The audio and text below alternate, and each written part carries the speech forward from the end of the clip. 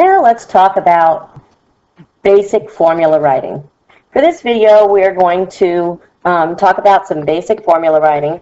And to do that, we're going to be looking at just a few sections of the periodic table for right now. These sections we're going to call the tall sections of the periodic table because, as you can see, they stick out above the other sections. They are taller. This is the short section of the periodic table.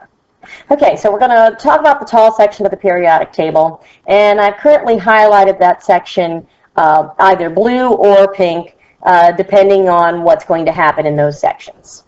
So on this slide, you'll see that I have marked on the top here the charge that those sections have. And that's a memorized fact. That first column is a +1, the second is a +2, and this column, that's the third one over, that's tall, is a +3.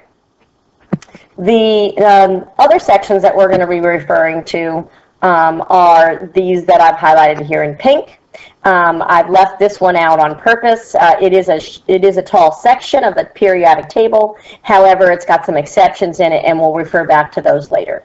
So on the right-hand side of the periodic table, it just goes from the opposite direction, excluding this big tall column, which is the noble gases, and they don't make formulas readily. So we're going to be talking about the section that I've highlighted -1, -2, and -3.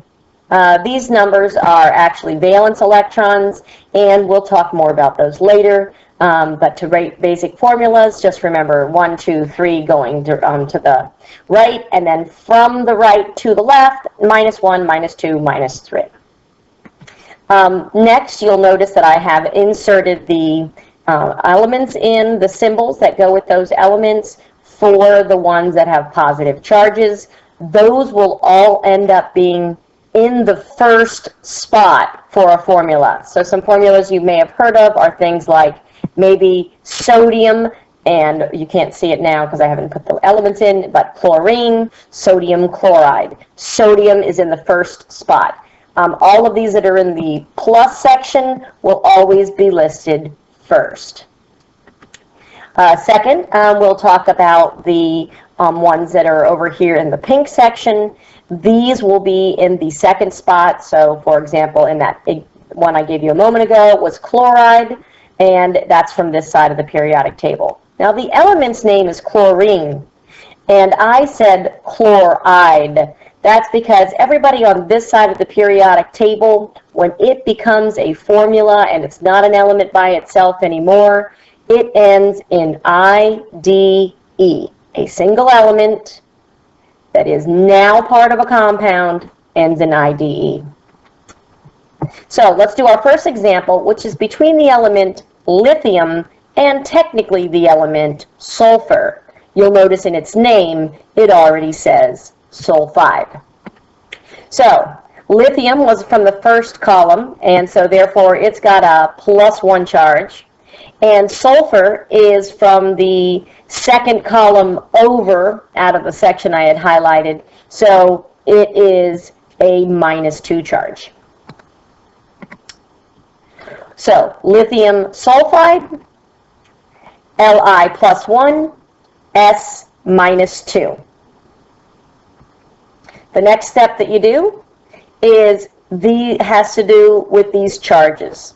Those charges are going to show a relationship between how many lithiums it takes to balance out the number of sulfurs. So it is a 1+ charge on a lithium and a -2 charge on a sulfur. So the easiest way to do this is whatever the number is on the sulfur goes down and is at the bottom of where the lithium is, and whatever number was at the lithium goes down and is now at the bottom of the sulfur side. So it looks like this. Notice they're not plus or minus anymore because they're not going to be representing the charge anymore. They're going to be representing the ratio of how many it takes to balance out the charges. So that makes me have a 2 and a 1, and as you can see here, I've crossed out the 1 because rule number 1 is we don't write 1s. And then my final answer is an Li with a 2 and an S with a 1, which I don't write. So the other way to look at this is I had an Li with a plus 1, and it's going to take 2 of those to neutralize the S with a minus 2. So 2 plus 1s to cancel out the minus 2. That would make the Li having 2 of them with 1 S. That would make no charge. That would make it a neutral compound. So I've got calcium and selenium, and that they both are coming from 2 charge columns, a plus 2 on the calcium and a minus 2 on the selenide. So it is going to follow the same pattern. We're going to crisscross down. When you crisscross down, remember now we're not talking about their charges anymore, so there's no plus or minus sign on it. But both of these can be reduced, so it is a 1-to-1 ratio of calcium to selenium to create calcium selenide. With magnesium nitride, magnesium's out of the plus 2 column, nitrogen's out of the minus 3 column. The Mg gets the 3, and the N, as you see, gets the 2.